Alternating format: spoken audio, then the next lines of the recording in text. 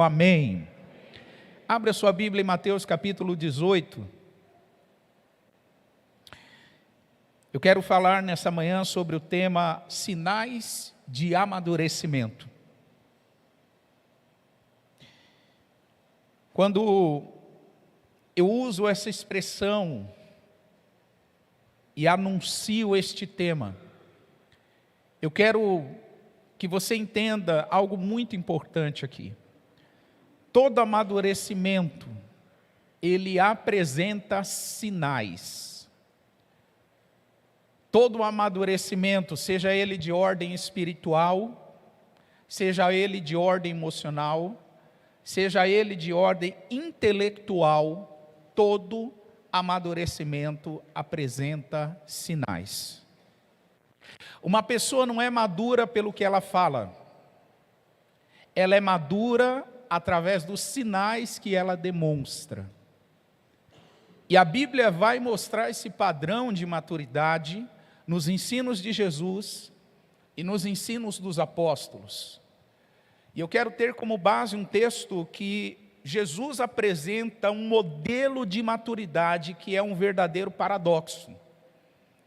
Pessoas que olham este modelo de maturidade dizem, não, isso não pode ser um sinal de amadurecimento. E Jesus insiste e diz, sim, isto é um sinal de amadurecimento.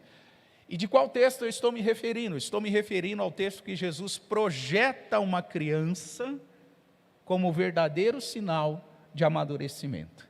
Abre comigo Mateus capítulo 18, verso 1 ao 3, diz o texto, naquela mesma hora, chegaram os discípulos a Jesus dizendo, quem é o maior no reino dos céus? Qual era a pergunta que os discípulos fizeram a Jesus? Pode ficar melhor. Qual era a pergunta que os discípulos fizeram para Jesus? E Jesus, chamando uma criança, a pôs no meio deles. Perceba algo. A criança não estava naquele ambiente. A criança foi chamada para aquele ambiente.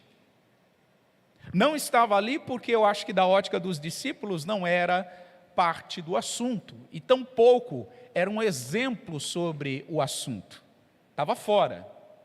E Jesus chama o menino, chama a criança, coloca no meio deles e diz o que está no versículo de número 3. Em verdade vos digo, que se não vos converterdes e não vos fizerdes como meninos, de modo algum entrareis no reino dos céus. Esse diálogo acontece logo depois do episódio da transfiguração de Jesus, em Mateus capítulo 17. Para a gente entender o que Jesus está dizendo aqui, nós precisamos trazer junto o contexto de Mateus 17. E em Mateus 17, Jesus sobe ao monte com Pedro, Tiago e João, e lá, em um momento extraordinário, sobrenatural, ele transfigura a sua aparência.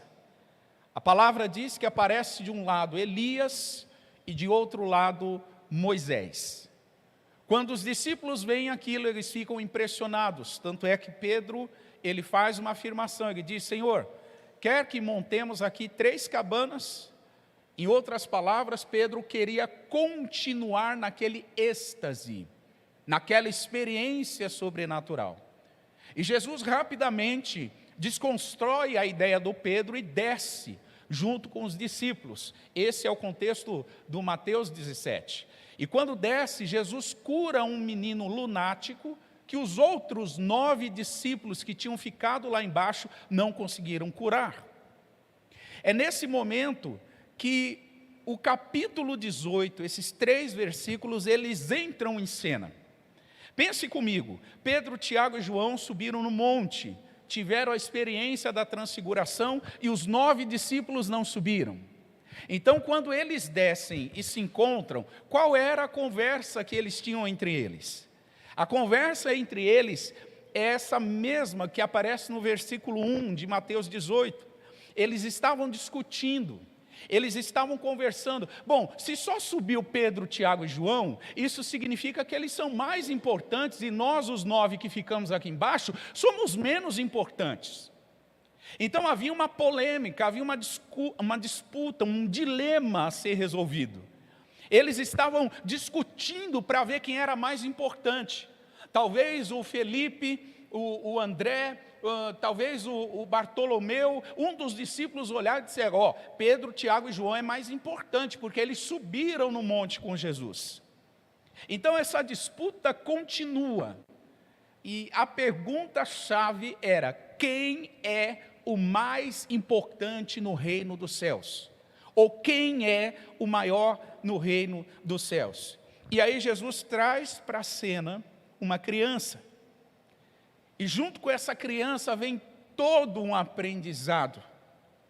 Porque uma criança, ela ensina apenas pelas suas atitudes.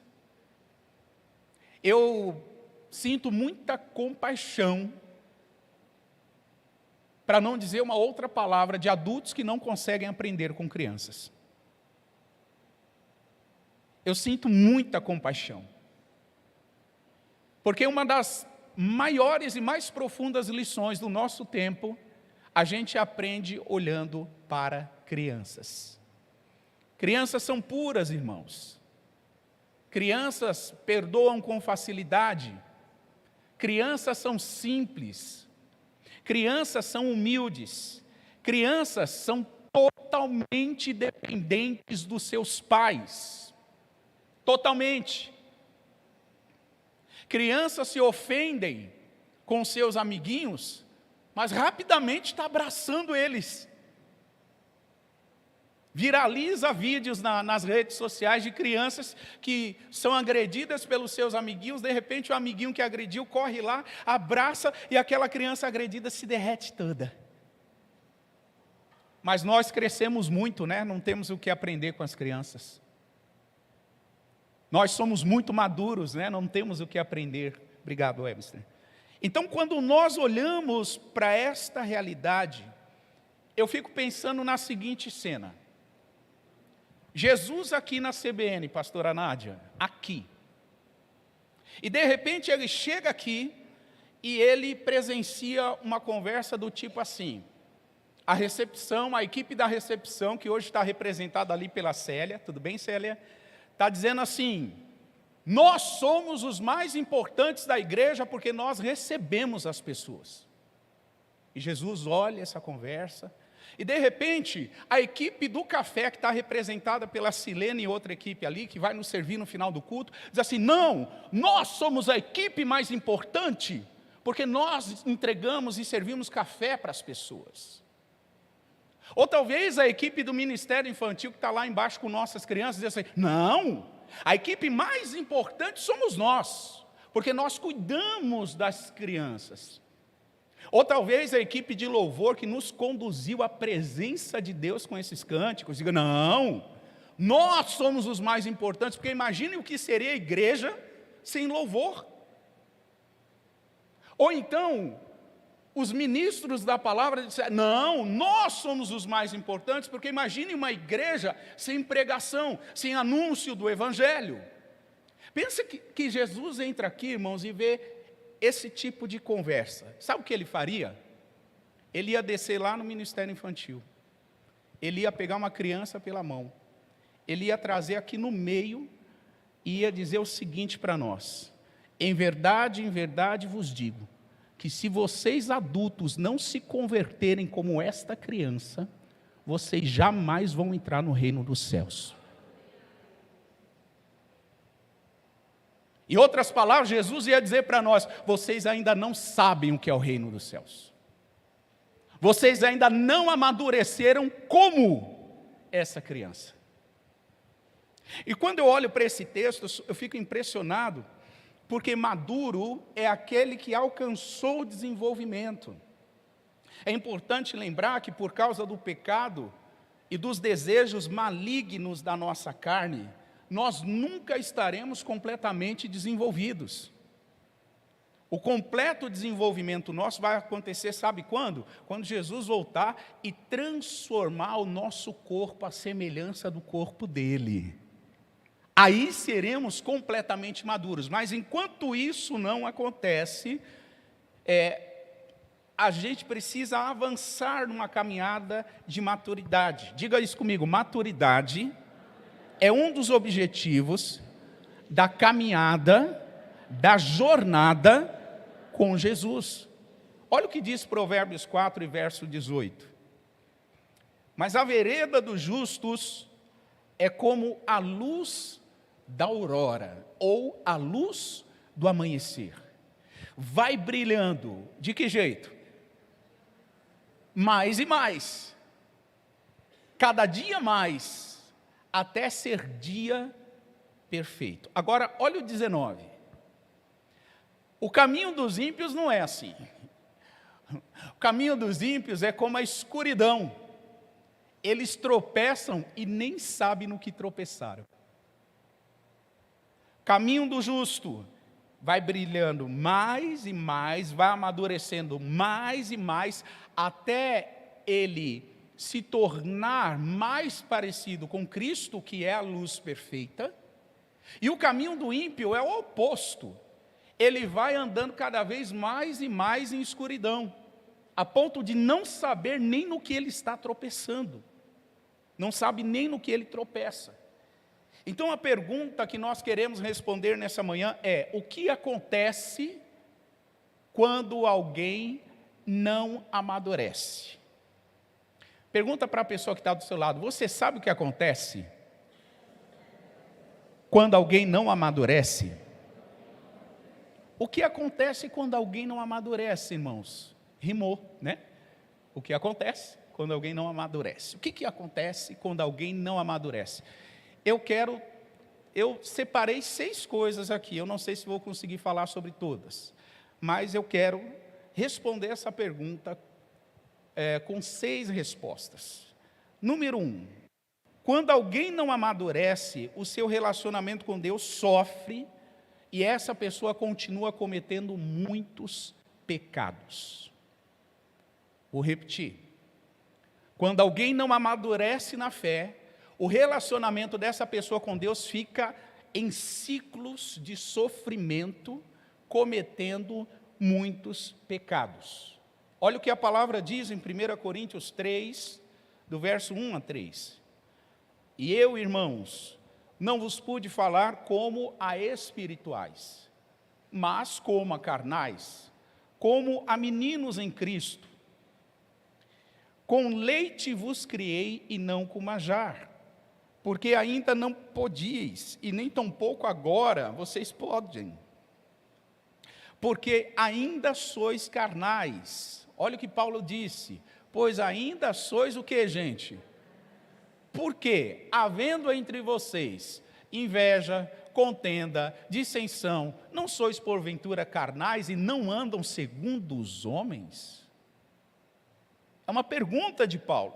Paulo está dizendo que ele, na verdade, está fazendo um alerta à igreja de Corinto, em especial aquele grupo de irmãos que se achavam os maduros.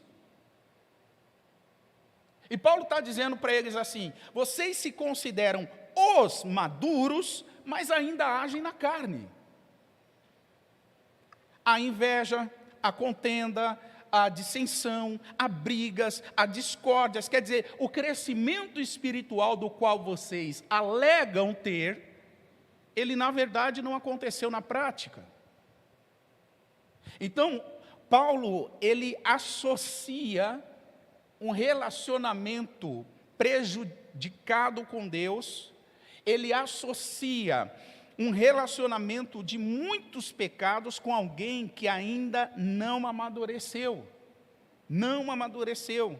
A pessoa que nasce de novo, ela está focada, irmãos, em como há de agradar a Jesus. Uma pessoa que experimentou a transformação, o precioso sangue derramado na cruz sobre si, ela não fica brigando, contendendo, disputando para impor a sua vontade. Pelo contrário, ela vive uma vida marcada por uma profunda disposição de como agradar a Jesus. Como eu faço para agradá-lo? Essa é a pergunta de uma pessoa que é nascida de novo. E o Paulo está abordando exatamente isso. Em Gálatas, por exemplo, o Paulo vai dizer no capítulo 6 e verso 14, ele diz assim: mas longe de mim ficar orgulhoso, ou longe de mim gloriar-me, a não ser no que, gente? Na cruz de nosso Senhor Jesus Cristo. Paulo está dizendo, eu não tenho motivo para me orgulhar, mas, se há algum motivo, eu me glorio na obra perfeita que Jesus fez na cruz por nós. E mais, Paulo segue dizendo, pela qual o mundo está crucificado para mim, e eu estou crucificado para o quê, gente? Para o mundo. Sabe o que Paulo está dizendo? Ele está dizendo em outras palavras, irmãos, não tem como amadurecer se a gente ainda não foi crucificado. Não tem como ser um crente maduro se eu ainda estou disputando para impor a minha vontade. Não tem como ser um crente que vive a plenitude da vida cristã se eu ainda não fui crucificado com Cristo. Se eu ainda estou lutando por uma questão de vaidade, de orgulho, para que a minha vontade prevaleça. Isso não é sinal de maturidade, pelo contrário, isso é sinal de imaturidade. É isso que Paulo está ensinando. A maturidade, ele é um dos objetivos que a gente precisa perseguir. E Paulo entendia isso muito bem. Na mesma carta aos Gálatas, se a gente volta alguns capítulos, no capítulo 2, versículo 20, ele vai dizer, já estou o que, gente? Crucificado com Cristo. Pergunto aos senhores e às senhoras, quando Jesus foi crucificado, tinha duas cruzes de dois ladrões e tinha uma outra cruz para Paulo ali, Paulo foi crucificado com Cristo fisicamente? Sim ou não? Não. De que tipo de crucificação Paulo está se referindo aqui, irmãos? Crucificação das suas próprias vontades. Paulo está dizendo, já estou crucificado com Cristo. Não vivo mais eu, mas é Cristo que vive em mim. A vida que agora eu vivo é na fé do Filho de Deus, porque ele me amou e se entregou a si mesmo por mim. Olha isso, irmãos. Paulo diz assim, eu quero ser crucificado com Cristo porque Ele me amou. Eu quero ser crucificado com Cristo porque Ele se entregou por mim. Ele fez por mim o que ninguém seria capaz de fazer.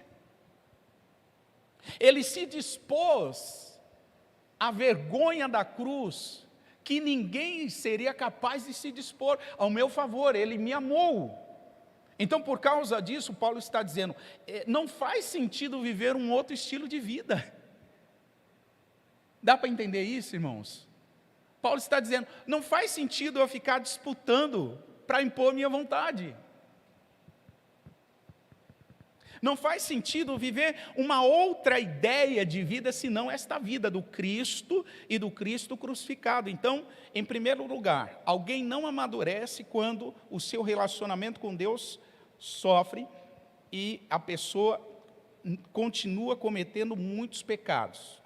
O que acontece quando uma pessoa não amadurece? Ela tem sofrimento no seu relacionamento com Deus e vive praticando muitos pecados, vive repetindo ciclos pecaminosos.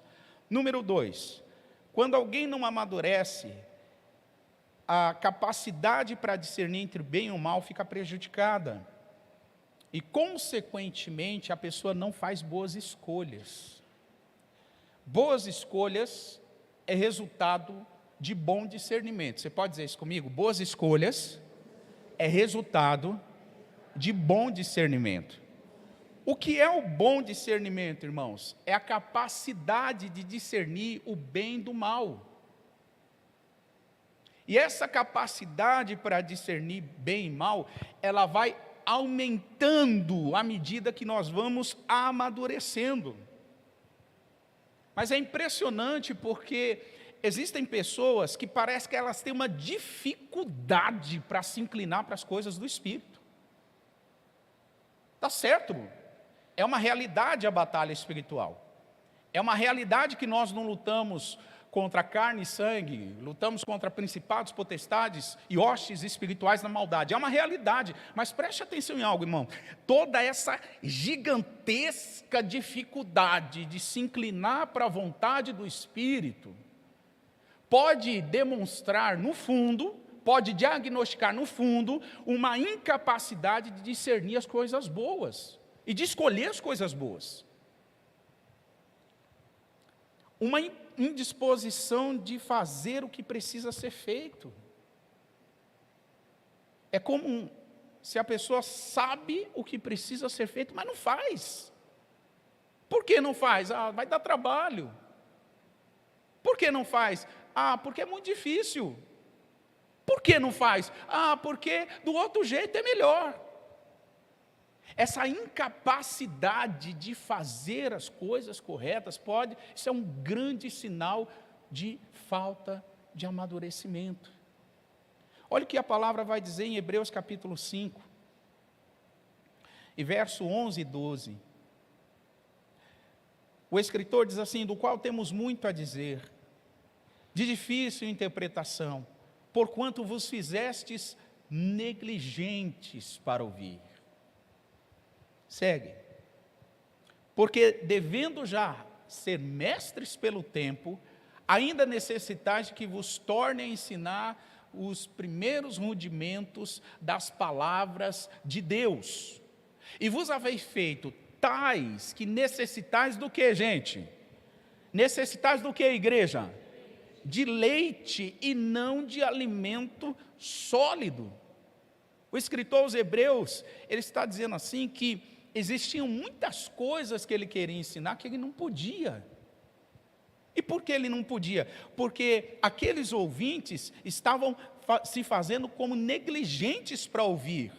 Eles custavam a entender. Eles tinham lentidão, eles tinham displicência. Para e pensa comigo, irmãos. Se a gente tem agilidade para entender algumas coisas e dificuldade para entender outras, isso por si só já é um diagnóstico. Isso por si só já aponta alguma coisa. Se a gente tem facilidade para agir, para conectar ideias, conectar propósitos e rapidamente tomar decisões e perceber a malícia, sabe, essa coisa ágil, mas ao mesmo tempo, essa lentidão para as coisas boas, isso é um sinal de que algo não está certo. Por que nós somos rápidos para o mal e lentos para as coisas boas? O escritor aos Hebreus está dizendo que aqueles irmãos, aquela comunidade de fé, por causa do tempo, eles já deveriam ser mestres, já deveriam estar ensinando, já tinham tempo suficiente para estarem crescidos na palavra, maduros.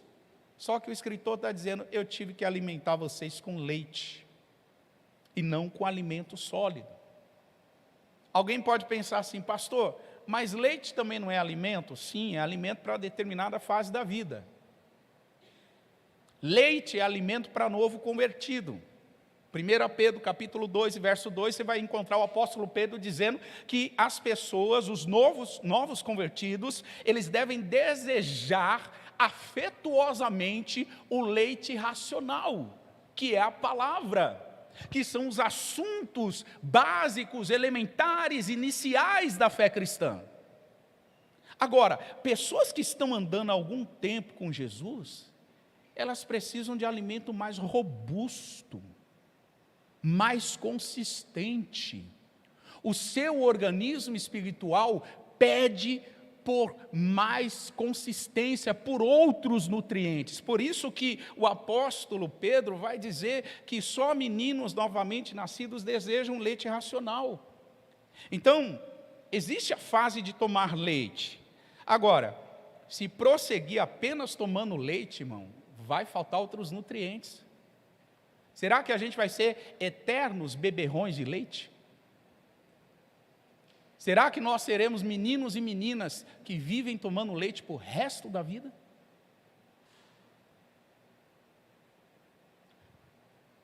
A orientação aos hebreus é essa: busquem alimento consistente. Por quê? Porque esse é um sinal de amadurecimento. Pessoas maduras, elas buscam algo consistente, elas têm capacidade de discernir bem o mal, e elas tomam boas escolhas. A capacidade de tomar boas decisões não fica comprometida. Olha o que diz o verso 13 de Hebreus 5.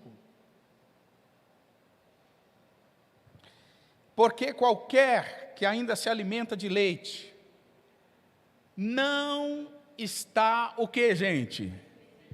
Em outras palavras, não tem experiência suficiente. Quem só toma leite não vive as experiências que precisa. Quem só toma leite não cresce na palavra da justiça. Não pratica o que é justo.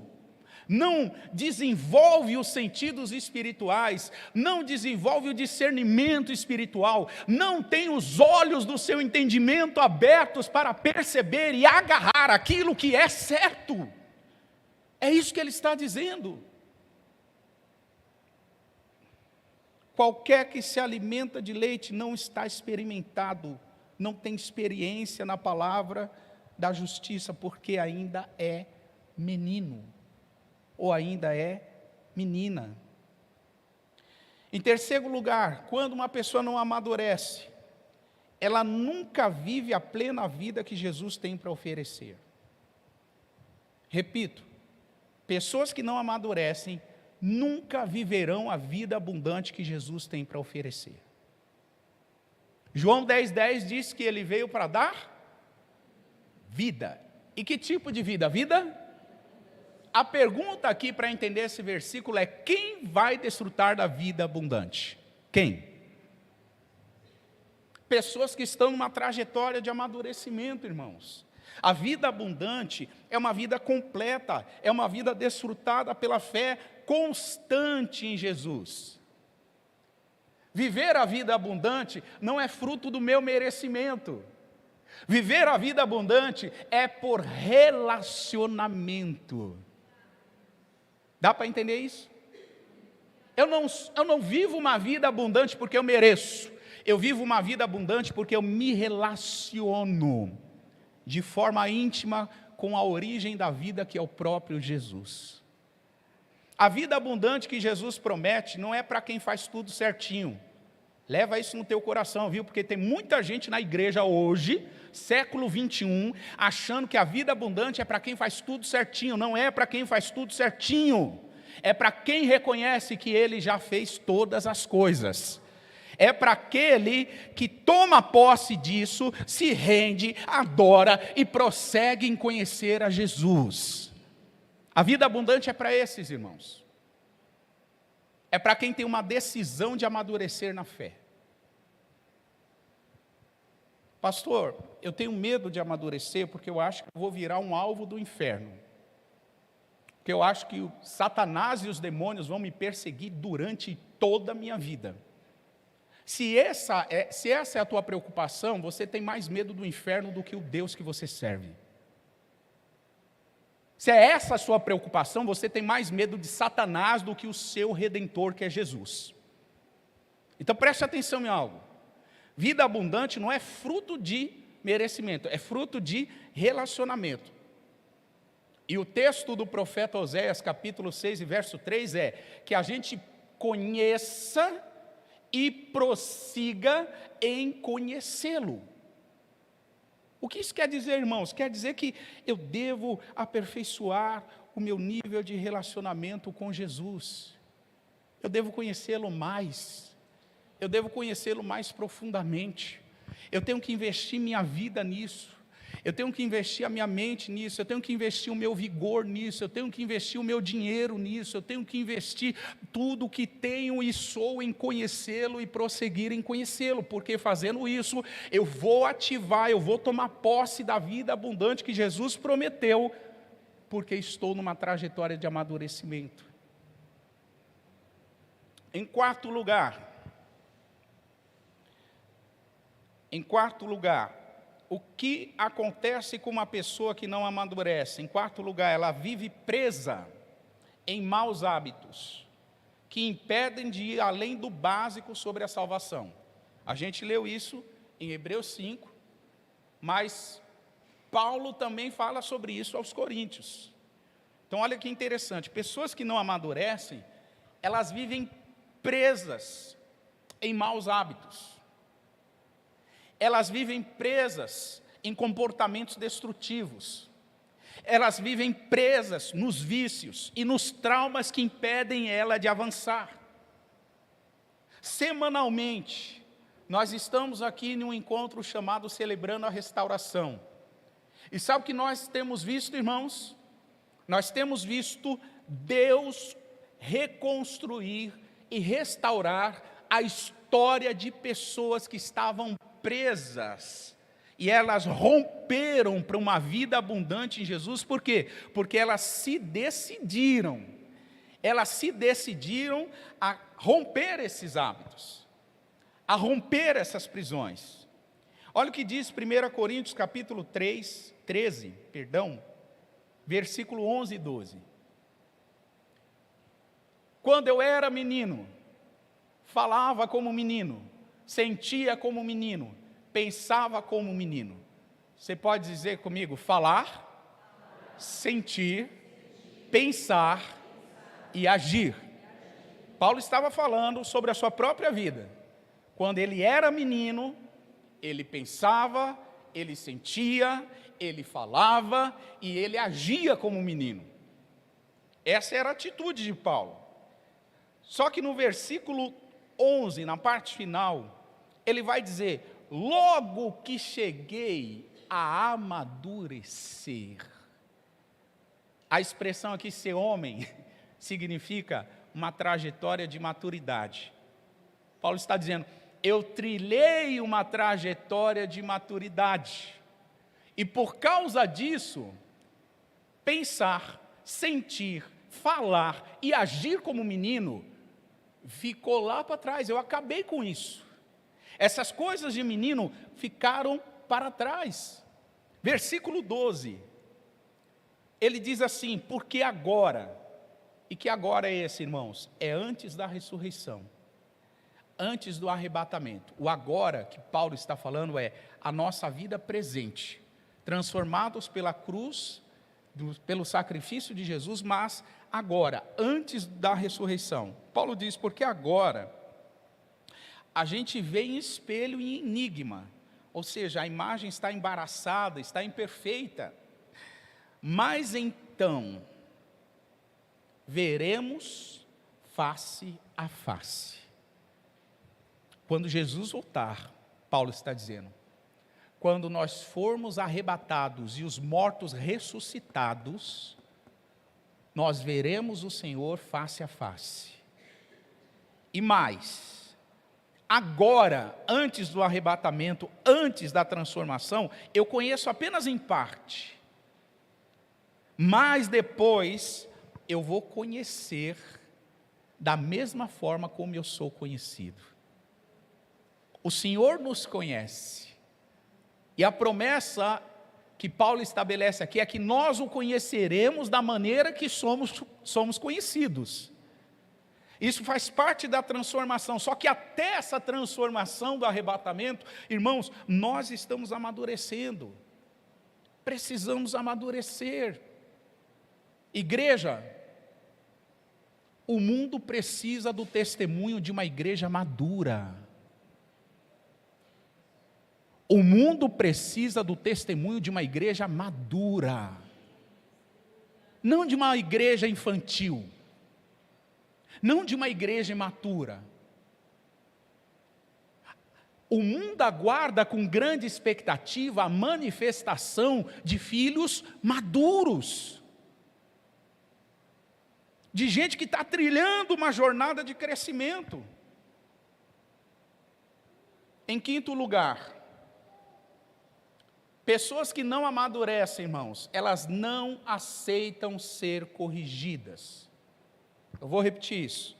Pessoas que não amadurecem não aceitam ser corrigidas. Elas têm uma indisposição à correção. Elas têm uma resistência à correção. Agora, para a gente correr aqui, olha que interessante que diz em Gálatas 2, versículo 11.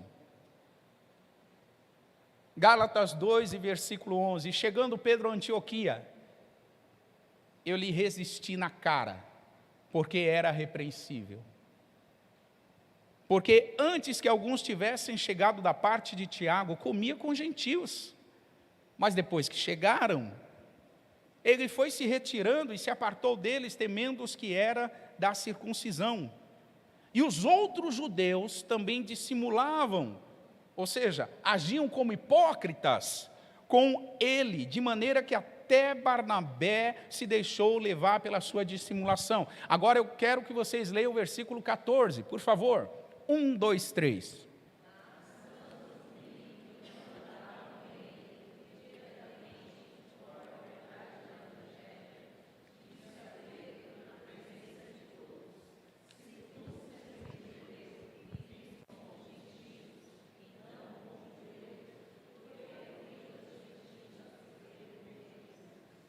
Irmãos, não sei se você percebeu o tom da leitura, mas o tom da leitura é uma correção do apóstolo Paulo, que escreve a carta aos Gálatas, para Pedro. Paulo era apóstolo, Pedro era o quê, gente? Apóstolo também. Só que Pedro estava dissimulando, estava agindo como hipócrita. O Paulo identifica isso. E Paulo, olhando para Pedro, ele corrige Pedro e diz: Pedro, como você sendo judeu, vive como gentio e não como judeu, e aí obriga os outros a viverem como judeus?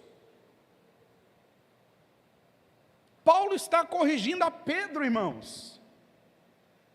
E sabe o que me impressiona? Pedro foi corrigido por Jesus, diga isso comigo, Pedro foi corrigido por Jesus. Diga comigo, Pedro foi corrigido por Paulo. Agora pergunta para você mesmo: por que é que eu não quero ser corrigido?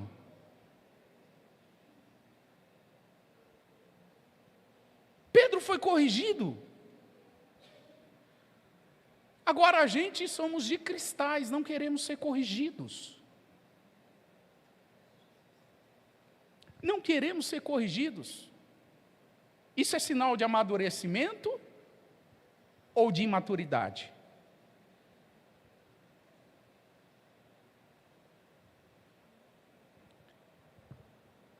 Quando eu olho para as Escrituras, eu vejo muitos benefícios da correção. Não dá para citar todos, vou citar apenas um. Hebreus 12, 11. A palavra diz que, na verdade, toda correção ao presente não parece ser de alegria, não parece produzir gozo. É isso aí. A correção de momento nós precisamos engolir seco. Não tem alegria. No primeiro momento, não tem motivo de celebração. Pelo contrário, olha o que o escritor aos Hebreus diz. Vem, pelo contrário, um sentimento de tristeza. Agora, depois, olha o que a correção produz. Ela produz um fruto pacífico de justiça para todos os que são exercitados nela. Produz um fruto pacífico de justiça. Eu acho interessante, irmãos, a ideia do politicamente correto. O politicamente correto diz assim: olha, elogie em público e corrija no particular. Politicamente correto diz isso. Só que quando você vai olhar na Bíblia, o versículo 14 de Gálatas 2, coloca para nós de novo aí, Gu. por favor. O Pedro vai corrigir o Paulo vai corrigir o Pedro na presença de todos. Olha o que o texto diz. Disse a Pedro na presença de todos. Claro, sempre que possível, irmãos, elogie em público e corrija no particular. Ótimo. Mas cuidado com o politicamente correto. Porque Pedro não foi corrigido no particular. Pedro foi corrigido em público, na presença de todos. É o que o texto está dizendo. E a correção, ela produz um fruto pacífico de transformação. Em sexto e último lugar, uma pessoa que não amadurece, ela não amadurece porque ela coloca expectativa alta nas pessoas. Diga isso comigo, eu vou amadurecer quando colocar uma expectativa correta nas pessoas. Você sabe que a maior parte das nossas frustrações são porque a gente coloca uma expectativa alta demais nas pessoas. A gente coloca uma expectativa muito alta, e esse é um dos grandes motivos de adoecimento nos nossos dias. Gente frustrada, gente decepcionada, gente ansiosa, pessoas estressadas. Por quê? Porque colocou uma expectativa alta demais no outro. E se eu coloco uma expectativa alta demais no outro, isso demonstra, isso fala da minha imaturidade.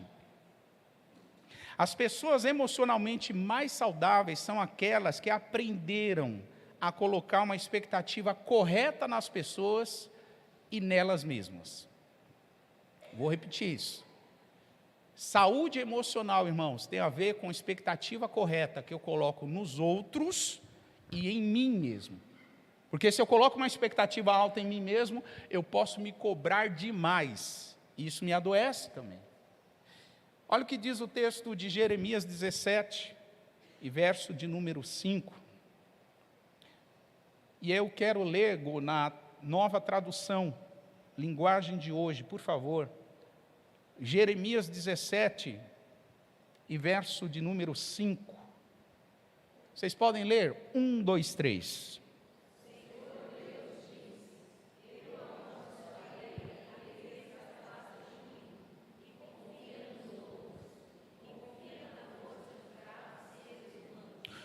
O que Deus diz que vai amaldiçoar aí, gente?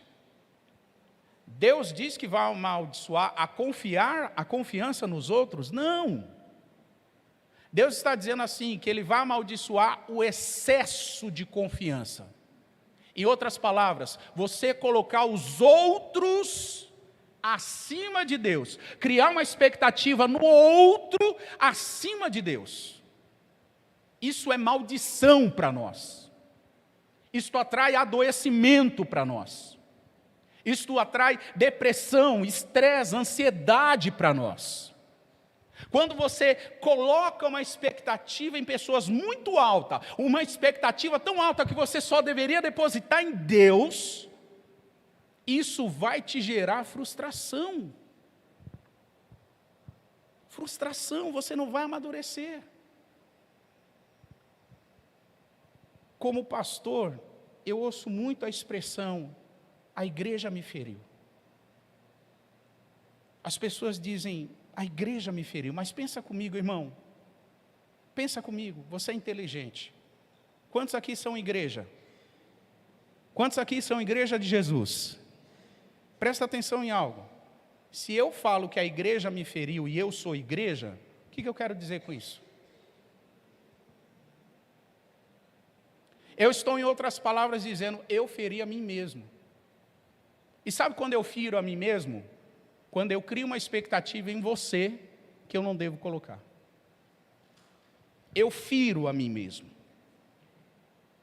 Eu firo a mim mesmo, quando eu coloco uma expectativa no outro, que eu não devo colocar. 2 Timóteo, capítulo 1, e verso 12. O apóstolo Paulo, ensinando a Timóteo, ele diz: por cuja causa eu padeço também isto, mas não me envergonho,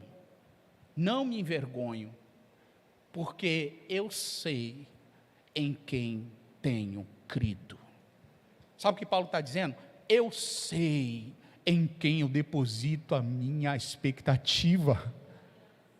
Em quem que você está depositando a sua expectativa?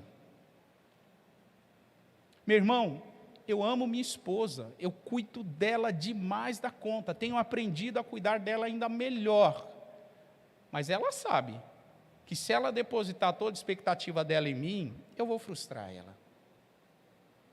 Quantos casamentos estão frustrados porque o marido espera demais da sua esposa ou a esposa espera demais do seu marido? A pergunta que não quer se calar é: será que você não está empregando, investindo uma expectativa muito alta que essa pessoa não vai te corresponder? Uma expectativa tal que você deveria depositar apenas e tão somente em Jesus? Porque eu sei em quem eu deposito a minha expectativa. Eu sei em quem eu tenho crido. E Paulo disse: eu estou certo de que Ele é poderoso para guardar o meu depósito até aquele dia, o dia final, até o dia que nós nos encontraremos com Ele. Irmãos, gente madura não bota alta expectativa nas pessoas. Gente madura aceita ser corrigida.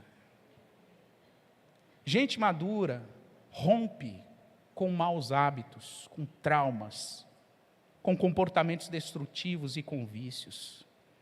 Gente madura vive a vida abundante que Jesus prometeu. Gente madura, irmão, não tem tempo para falar da vida alheia, porque está tão feliz vivendo a sua própria vida, que não dá tempo de falar da vida dos outros. Gente madura tem foco, objetivo. Gente madura tem capacidade para discernir o bem e o mal, e por isso faz boas escolhas. Gente madura tem o seu relacionamento com Deus em dia, e sabe que o sangue de Jesus já purificou todos os seus pecados, e sabe que não vai viver preso em pecado, nós somos livres. Então eu quero nessa manhã te convidar a fazer uma autoanálise. Não é tempo de você olhar para o outro, é tempo de você olhar para si mesmo, é tempo de você olhar para dentro de si.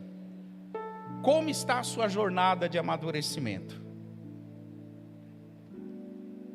Como está a sua jornada de amadurecimento? Como você ouve a voz de Jesus te chamando para amadurecer?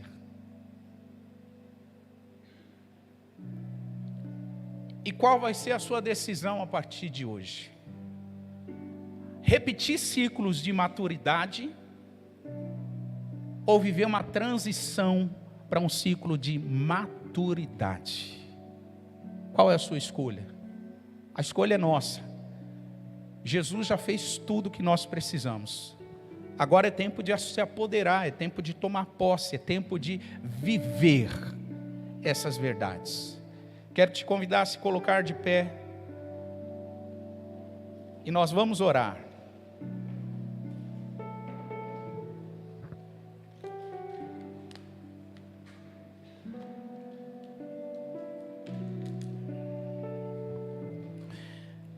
Paizinho, nós te damos graças. Paizinho, muito obrigado, porque o Senhor enviou o seu Filho, Jesus, para nos redimir de todo o peso de maldição. Cristo se fez maldito em nosso lugar, para que hoje sejamos livres.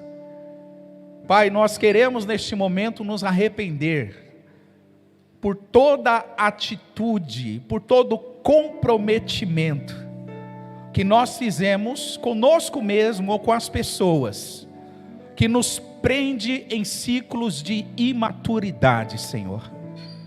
Nós queremos ouvir a voz dos céus agora e queremos aceitar o convite à maturidade total, Senhor. Queremos amadurecer a imagem e semelhança do Senhor. Queremos romper esses ciclos de maus hábitos, esses ciclos de vícios, esses ciclos de pecados, e fazemos isto, Senhor, com confissão nesta manhã.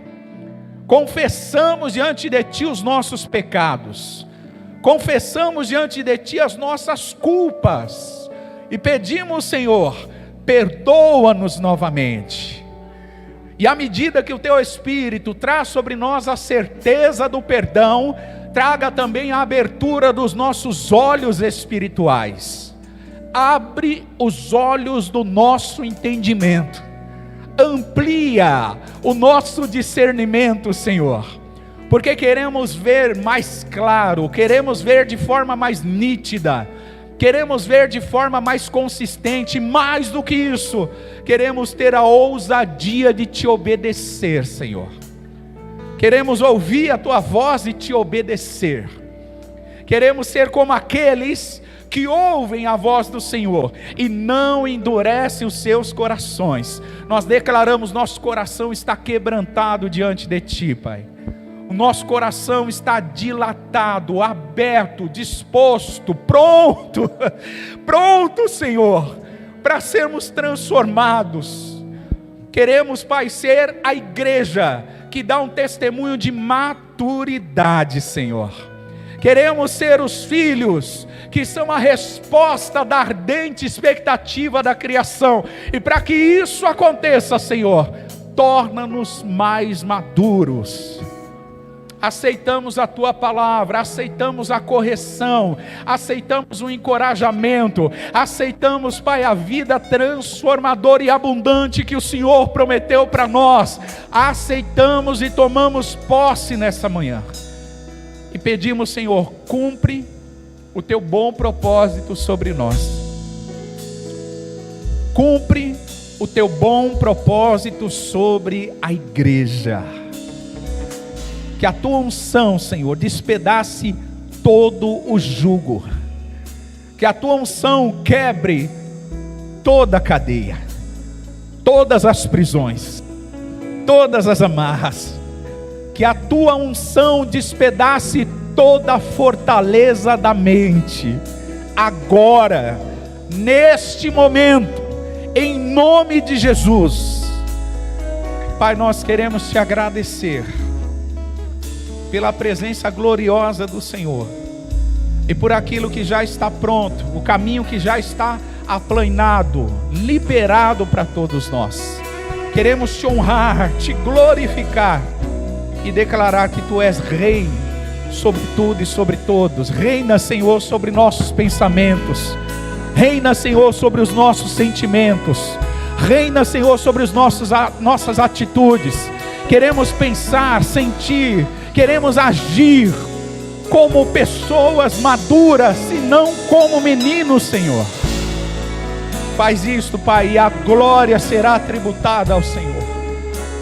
Faz isto, Senhor, e a glória será continuamente tributada a Ti. É isso que nós oramos, é isso que nós concordamos, e fazemos isso em nome de Jesus. Querido, se você pode levantar suas mãos e agradecer ao Senhor. Levantar suas mãos e agradecer pelo cuidado, pelo amor, pela direção, pelo conselho, pela revelação, pela palavra, por tudo que Deus tem feito na sua vida. Esse é o momento de nós agradecermos a Ele. Esse é o momento de nós agradecermos a Ele. Obrigado, Jesus. Obrigado, Senhor. Seja adorado o Teu nome. Seja adorado o Teu nome, Senhor. Seja adorado o Teu nome, Jesus.